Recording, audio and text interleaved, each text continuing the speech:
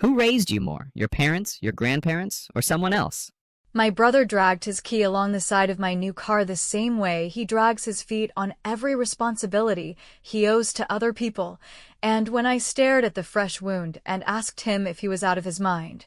he shrugged with that lazy smile he uses when he knows someone else will clean up the mess and said, "You'll get over it, you always do," and something in me that had been patient and quiet for years stood up and said, "Not this time, not again, not for you."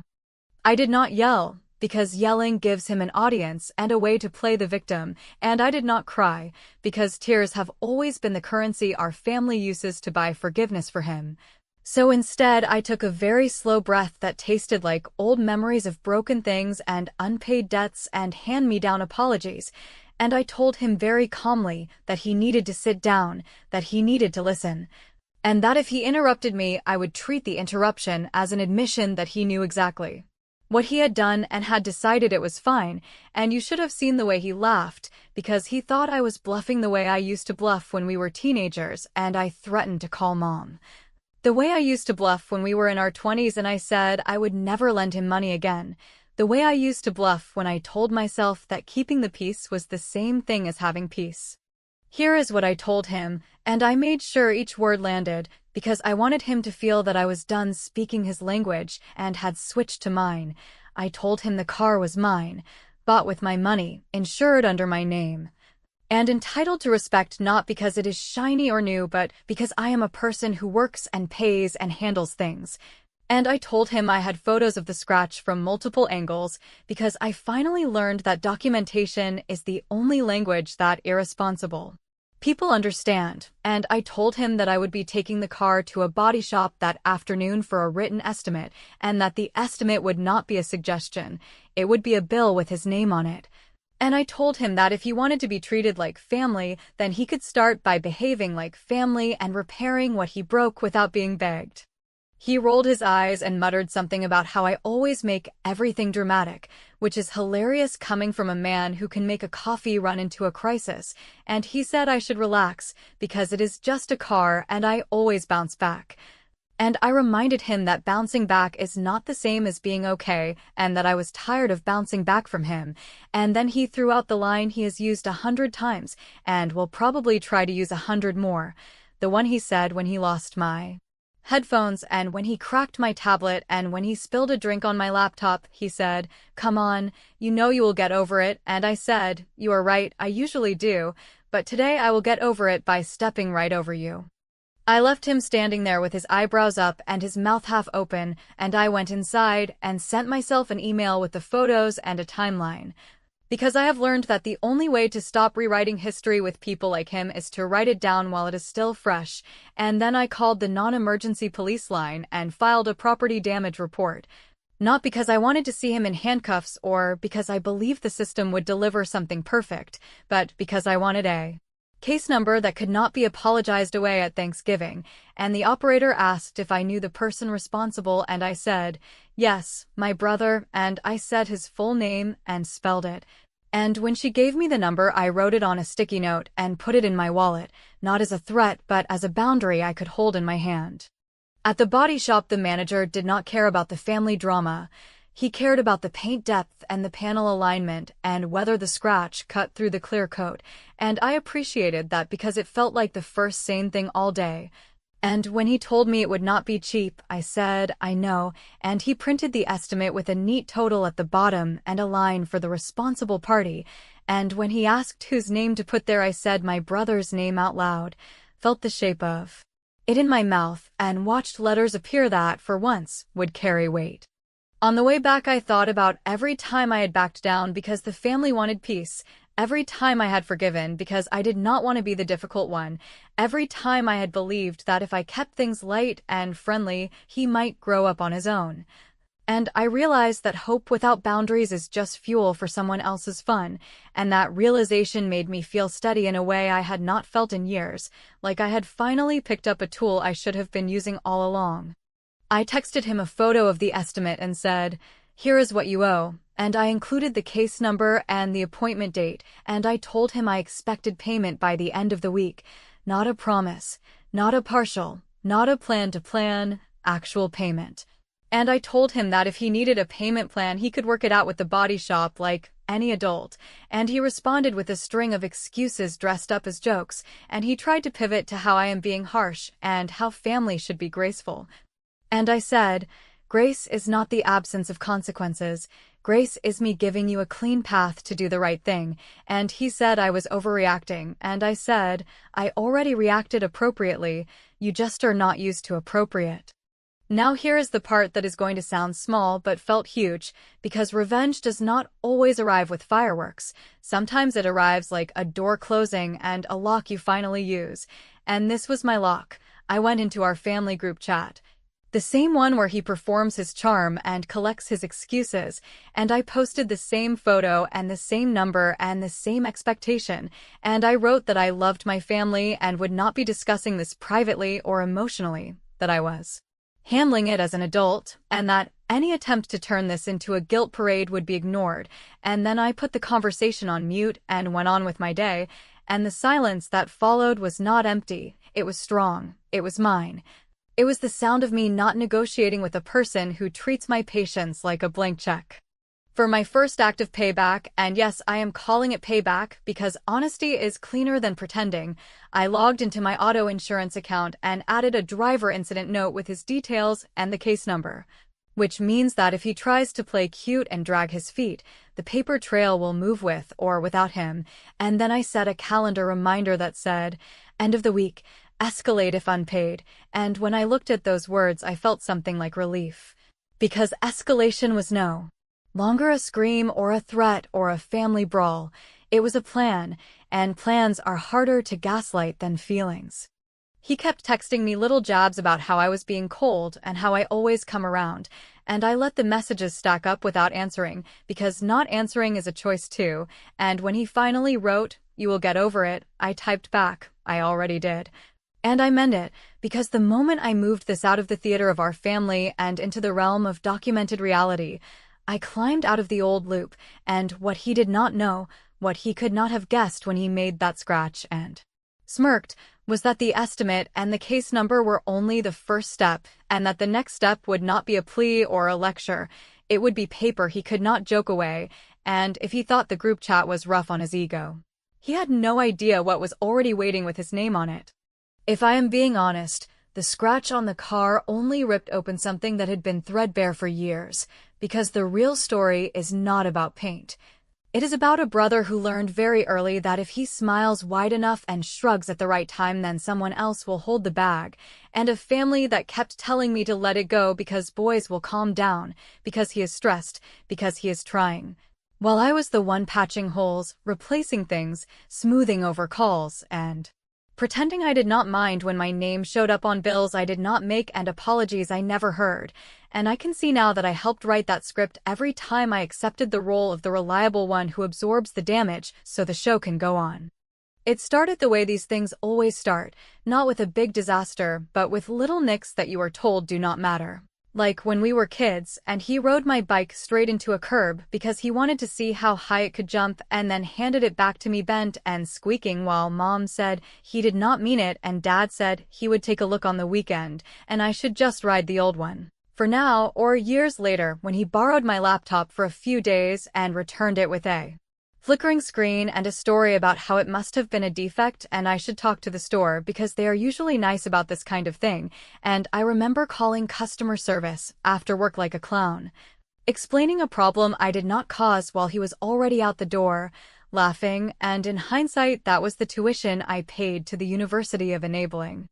Even in adulthood, the pattern wore a familiar groove that I kept stepping into, the little charges that creep onto shared accounts because he had no cash that week. The calls to me when his car tags were late because the lines at the DMV are long and he does not have the patience. The favors that start small and end in me rearranging my day while he tells the story later as if he solved something heroic. And every holiday turned into a reunion of apologies you could never spend with relatives, explaining to me that I am so strong and he is so sensitive and I should lead by example, and maybe I did lead by example, and the example he learned was that I would always show up no matter how he acted. The day after the scratch, when the adrenaline had cooled into a steady kind of clarity, I sat at my kitchen table with a legal pad, and I wrote a list that turned into an audit of every single quiet subsidy I had been providing without calling it that. The streaming services I paid for that he used freely, the family phone plan where I had kept his line because the carrier gave a discount and I told myself it made sense, the old credit card where years ago I added him as an authorized user for emergencies only, and then forgot that emergencies seemed to visit him far more often than other people, and I looked at that list and realized I had built him a little safety net made of my time, and my credit, and my sanity. And he had mistaken the net for the floor. So I started cutting cords, not as a tantrum, but as maintenance, the kind you do when a roof has leaked for too long and you finally replace the whole thing because patching has become a joke. And I called the carrier and removed his line with a polite resolve that surprised even me, and when the agent asked if I wanted to schedule a transfer or keep the number available, I said no, let it go dark. If he needs a phone, he can get a plan like every other adult, and I emailed the credit card company to remove him as an authorized user and to ship a new card with a new number, and I logged out of every streaming service he borrows and changed the passwords, and then, because I know the way he likes to slide back into convenience through old doors, I made an appointment with my dealership to reprogram my key fobs so any copy he once talked me into letting him hold would be useless, which felt petty on the surface, but underneath it felt like I had finally matched my boundaries to my reality. Predictably, the family choir began to warm up as soon as he noticed that his phone stopped working, the messages in the group chat shifting from polite concern to pointed questions about whether cutting him off was necessary. And I said calmly that necessary is a funny word because what is necessary is respect and responsibility, and everything else is just a preference, and my preferences have changed. And if anyone wanted to donate to his comfort, they were free to do that from their own accounts, and I said it without heat, which made it land harder than any argument I have ever had, and then I muted the chat again and went back to my list. I sent him a single email that was not emotional and not dramatic, a clean ledger that tallied what the body shop required, what I had already spent on temporary transportation, what dates I needed payment by, and what would happen next if the money did not arrive, and I CC'd our parents so that the conversation lived where facts live instead of in late-night calls where he tries to turn guilt into a refund, and he replied with a classic, that I was making a mountain out of a molehill, that he was going to pay, that he just needed time, that I was acting like a stranger, and I typed back that strangers do not know your habits well enough to protect themselves from them, and that I was finally learning to act like someone who knows him. Here is the small revenge at the end of that week that tasted better than it should have, because while I waited for him to send even a token of seriousness, I took back my Costco card that he kept tucked in his wallet like an entitlement. And I canceled the auto-renewal on that ancient gym membership I had been spot covering because he promised every January to finally get it together, and when he called to say he was at the club and the card declined and he felt embarrassed, I said, I am sure. That was uncomfortable, and he said, why would you do this to me? And I said, why would you do this to me? And the mirror felt overdue.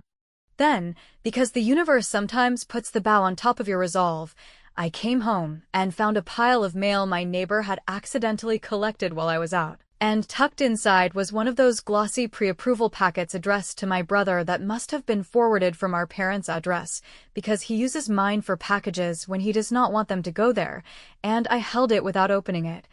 reading the language on the outside about special terms and fast-track processing and easy signatures, and I thought about how often he leaves his life scattered around other people's tables, and how systems trust whatever name is typed on a line when no one ever makes that person face the music.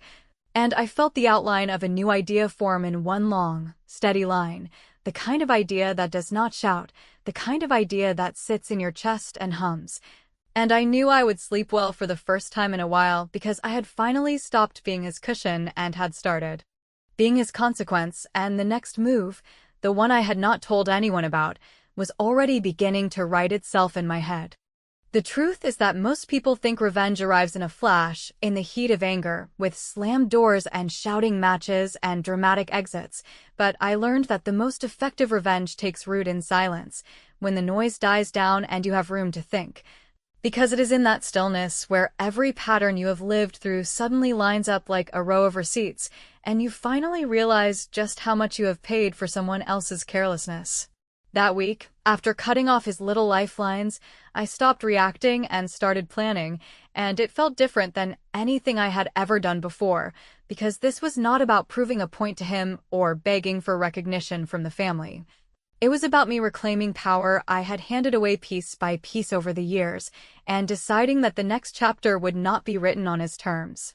The idea came to me in fragments, first with that pre-approval packet that landed in my mailbox like a dare, and then with the body shop estimate that carried his name at the bottom as cleanly as if he had signed it himself. And I realized that the systems he had been hiding from banks, contracts, agreements, rules, were the very same systems that could be turned into mirrors. Mirrors he could not talk his way out of. Mirrors that would not nod along when he said he needed time or space or understanding. It was almost laughable that I had spent years letting him manipulate me face to face when the real battlefield was paper, because paper does not blink, paper does not forget, paper does not care how charming you are when you shrug off responsibility.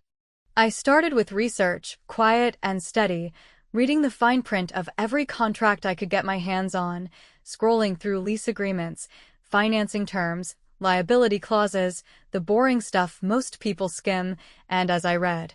I began to understand why people like him avoid these documents like fire. They hold you accountable in ways that cannot be erased by a family dinner apology. I remembered the time he laughed about signing my name on a delivery slip when I wasn't home, and how I let it go, and the time he filled out my email address for some subscription he didn't want to get spammed about. And I realized that his casual attitude toward signatures and names could finally become the rope that tied him down instead of the rope he swung on to escape. When I decided to put his name on that contract, I did not feel reckless. I felt deliberate, like someone moving a chess piece she had been saving for the right moment. I told myself that I was not inventing trouble for him. I was assigning him the bill for the trouble he had already created, and for once, the ledger would balance. The form itself was simple, ironically. It was one of those agreements that offered deferred payments on a repair service, the kind that promises easy monthly installments so no one feels the sting up front, and as I held the pen, I thought about how he always lives in installments, pushing today's problem into tomorrow's inbox, and I wrote his full legal name across the line with handwriting so clear it felt like a verdict.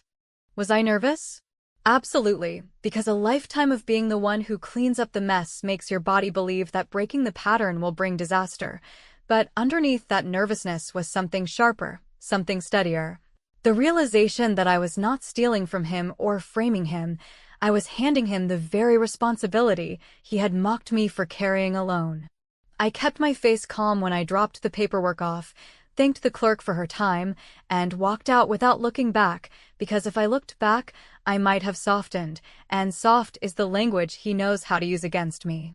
The next few days were a study in patience, because nothing happens right away when contracts are involved, and that waiting gave me time to watch him in his natural state, still laughing, still brushing off the car scratch like it was a funny anecdote,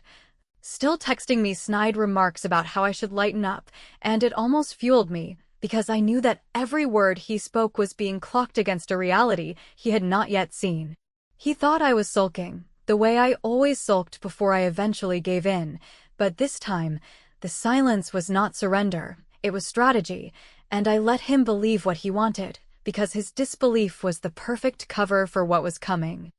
I remember one evening, he barged into my place without knocking, asking if I had cooled off yet, and he leaned against the counter with that cocky grin like the whole thing was about to blow over, and I just nodded politely, offered him water, and kept my mouth shut. Because words are wasted on people who never listen, but documents, deadlines, and signatures, those have a way of shouting when silence is no longer enough. Watching him leave that night, whistling, completely unaware, I felt something close to satisfaction, the way a trapper must feel when the cage is set and the bait is untouched,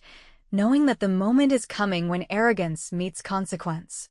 I will not pretend I slept easily during those nights, because part of me kept waiting for the guilt to rush in, to remind me that siblings are supposed to forgive endlessly, that blood is thicker than anger, that I was risking a rift that might never heal.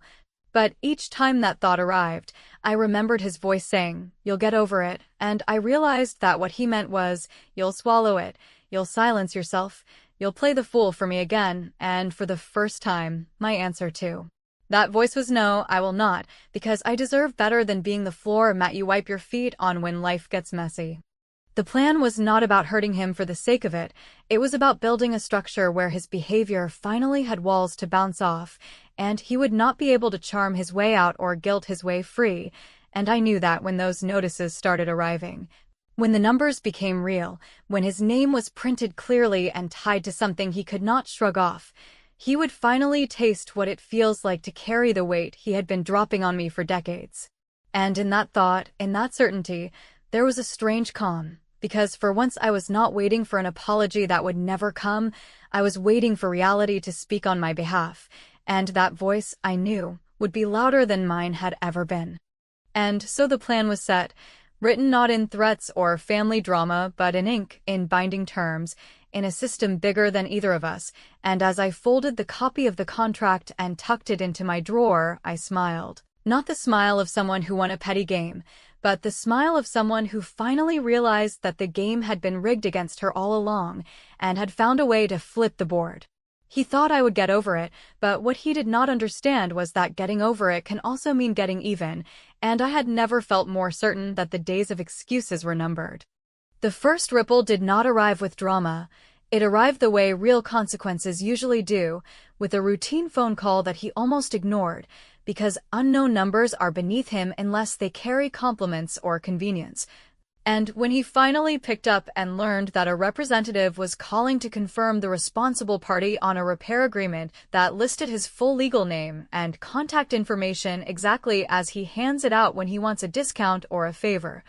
I watched the easy grin he wears like a badge loosen into something closer to confusion, and then into irritation, because he is used to mistakes vanishing when he insists they are not his problem. Yet this voice on the line did not care about his tone. It cared about the words yes or no. Are you the person on this document? Do you acknowledge the balance? Do you understand the schedule? And I could tell, even from across the room, that he had run into the one thing he respects only when it serves him, which is a system that keeps records and does not flinch. He put the caller on speaker as if I were his assistant, rolling his eyes like we were sharing a joke about bureaucracy, and he started with the usual story that this had to be a clerical mix-up, that he would check with his sister because she likes to organize things, and when the representative repeated his address and email and the case notation attached to the estimate, details that did not come from guesswork but from the reality he tries to outsource to me. He turned the speaker off in a panic and walked to the balcony to lower his voice, as if a softer tone could erase ink, and when he came back in a few minutes later, he was already building the new version of events, where I had somehow confused the paperwork and could fix it if I wanted to. And I let him talk because listening, in this moment, was better than arguing, since it gave him room to hear himself try to rearrange facts that were not going to move. Over the next several days, the pressure arrived in professional increments. Emails that used words like confirmation and obligation, texts that offered helpful links to set up his portal for payments, letters that reminded him of timelines. All of it very polite and very consistent, which is the exact tone he cannot manipulate, and each time he tried to forward one of those messages to me with a snarky comment about how I must love paperwork, I replied with the same plain sentence, that the responsible party would need to speak directly with the office, because they would not discuss another person's account, which was both true and delicious, since the idea that anyone would refuse to talk to me on his behalf startled him. And he did not like realizing that he had built his entire adult life on the assumption that I would stand between him and every unpleasant task. Of course, he tried the family circuit, because that is the emergency lane he uses whenever the main road gets hard, calling our mother to say I had gone too far and that I had tied his name to a bill without warning, and our mother, sweet and tired of conflict, asked me if there had been a misunderstanding, and I said as gently as I could that there had not, that the misunderstanding had been the last 20 years where we all pretended that smiling while breaking things was a personality instead of a problem, And I reminded her that I had shared the estimate and the incident number and the deadline, and that none of this was a surprise to anyone willing to read. And she sighed the way parents sigh when fairness does not look like comfort. And she did not push further, which told me she knew exactly how we got here even if she did not want to say it out loud. He tried the bluff he always uses when cornered, claiming that he would call the company and report the account as fraudulent, and I told him to go ahead, to tell them it was fraud. To explain how his name landed on a repair for damage, he admitted in front of me and in front of our cousin who had laughed at the line about me getting over it, and to provide the police report he would need to substantiate the claim. And I watched color climb up his neck as he realized that the joke he made for the room had turned into testimony no one would find charming, and he paced my living room like pacing could build an exit, and then he launched into a speech about family loyalty and intention, and how I had escalated something small into something life-ruining. And I said I had not ruined anything, I had simply refused to carry what he dropped, and it was time he learned how heavy even a small thing feels when you actually hold it yourself. The notices intensified in the way all ignored responsibilities do, shifting from friendly reminders to firm statements about next steps, still professional, still patient, but unmistakably closing in. And he started sleeping badly and snapping at texts and hovering around me like proximity to my calm might infect him, and I kept saying the same line that probably made his teeth grind. That I was not the contact on the account and could not help him with private details even if I wanted to, and meanwhile, because my sense of humor likes symmetry, I scheduled him an appointment at the body shop under his name for an in-person review of the financing terms. And I sent him the time and said it would be smart to show up because ignoring emails is cheaper than ignoring signatures, and he replied with a string of insults that had the sad energy of a person who is scared and pretending to be brave. The day of the appointment, I arrived early and asked the manager, the same man who had measured the damage without caring about our history, if someone could please walk my brother through the agreement so there would be no confusion. And I stood off to the side like a quiet witness while my brother swaggered in late, trying to charm the clerk with a joke that did not land, and then grew prickly when the paperwork was placed in front of him with his name exactly where it belonged, and I saw the calculation cross his face as he scanned for loopholes, then for a person to blame, then for a door to run through, settling finally on me with a look that asked for rescue, and I gave him the kind of smile that feels like a closed door, not cruel, just final. And I said that this was the part where he spoke directly with the people who actually have the authority. He tried to claim someone else had used his information, and the manager, who hears every story twice a day, simply pointed to the undersigned line and the case notation and the estimate reference and said that everything matched, that the account would proceed according to the terms, and my brother turned to me with the last weapon he had, which is outrage, asking whether I understood what I had done, and I told him that I did. That I had taken him at his word when he said I would get over it. Because I had gotten over it by getting out from under it, and that what he was feeling was not cruelty, it was gravity. For the final turn that day, the small move that felt like a big exhale because it closed the loop on his favorite escape route, I walked him to the parking lot and handed him a sealed envelope sent by certified mail that I had already addressed to him at his own apartment. A simple notice of intent to file in small claims if the account fell into delinquency and if my out-of-pocket costs were not repaid by the date already stated in writing, and I told him that service would happen at whatever address he preferred, including his workplace if he continued to ignore me, and that the case file already included the photos, the report number, and the estimate, which meant that the time for debates in the group chat had expired.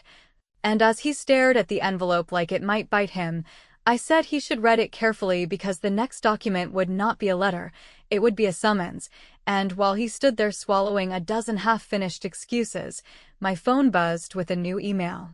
from the financing company titled Confirmation of Party Acknowledgement, and I met his eyes without flinching and said, "I believe that one is for you," and I let the silence hang long enough to make him hear it, because the real cliff is not the paperwork. It is the moment you realize the last person who used to save you has finally stepped aside. By the time the last meeting came around, I had stopped bracing for the explosion and started preparing for the quiet click of things falling into place. Because when you live your whole life running interference for someone else, you start to believe the only endings available are loud and messy. Yet here I was with a folder that did not shout. It simply stacked facts in an order that even he could not knock over. And I asked him to come by under the pretense of clearing the air, which he liked. Because he is addicted to scenes where he is the misunderstood one and I am the overreacting sister who needs to be talked down. And he arrived with that familiar mix of charm and contempt, ready to smooth his way out with a half apology and a joke. Until I put the folder on the table and told him we were going to keep this simple and adult, which meant we would stick to what is written and what is owed and what happens if either one is ignored. I slid the first page forward, which was the confirmation of party acknowledgement from the financing company stamped with the date and the time of his call, the one where he finally admitted he was the named party on the repair agreement. And I watched his eyes skim for a loophole like a man looking for a ladder that is not there. Then I slid the second page, which was the repair invoice updated with the schedule he had already received by email, and I reminded him that the first installment was due in a handful of days, and that late fees would not ask how he felt about fairness, they would just compound, and before he could launch into a speech about how I had engineered this, I slid the third page, which was the police incident report with the case number in a neat little box and the note that the complainant and the responsible individual are related and known to one another. And in that moment the story he likes to tell about confusion and mix-ups ran out of room. He tried one more angle, the performance that always buys him time, asking whether I had ever considered what this would do to his credit, to his ability to rent an apartment, to his overall life. And I said that I had considered it, and that I considered it every time I covered a bill or swallowed an insult or let a problem become my problem, which means he has been borrowing against my credit as a person for years without interest or limit. And now a real account had finally been opened in his name with terms he could not charm his way around, and when he called me cold, I told him this was not cold. This was room temperature for grown adults, and that I had no interest in returning to the climate where I kept him warm at my own expense. Then I took out the last piece, which I had kept in its own envelope because I wanted him to feel the weight of it, a short and very plain stipulation for judgment prepared from a small claims template that any clerk could recognize, laying out that he acknowledges the damage, agrees to reimburse my out-of-pocket costs tied to the repair and transportation, agrees that the body shop balance is his responsibility and that failure to keep the plan current authorizes me to file the stipulation for entry of judgment without further notice, and I told him that I had already filed the underlying claim pro se and had a hearing date that would turn into a default judgment if he decided to play the old game of vanishing, and that this was the part where he gets to choose the method of consequence, together and calm or public and inconvenient. And I watched his mouth open and close as he pictured being served at work and explaining to his manager why a sheriff was asking for his signature. He called it blackmail because he loves to throw big words at small responsibilities, and I told him it was the opposite, that it was an exit ramp paved with clarity, that no one was hiding anything or hoping for a gotcha, that he could read it line by line and ask plain questions and sign it in front of a notary. I had scheduled to arrive in 20 minutes if he wanted clean proof, or he could refuse and enjoy the formal process. And when he said I would never actually go through with it, I set my phone on the table face up to show him the email from the court with the case number already assigned, and the way his face changed in that second was not triumph for me. It was relief for the version of me who had kept warning that she was serious and kept not being taken seriously. The notary buzzed, a quiet woman with a stamp and a calm presence that made the room feel less like a family fight and more like the business meeting it needed to be, and my brother read the pages in a sullen silence that told me he was calculating. And I did not push because pushing has always been his signal to stall, and when he finally asked, if I sign this and I pay the body shop and I reimburse you for the ride shares and the rental days, does this end? Does this actually end? I said it ends the way everything ends when you treat people like adults. It ends with you keeping your word and me stepping out of your way, and I could see him wanting a promise that I would go back to the old arrangement where I floated his life, and I refused to sell that lie. because the old arrangement is closed for renovation and the new policy is pay as you go. He signed with a heavy hand, and the notary stamped with that crisp thud that makes a document feel real in your bones, and I did not cheer or gloat.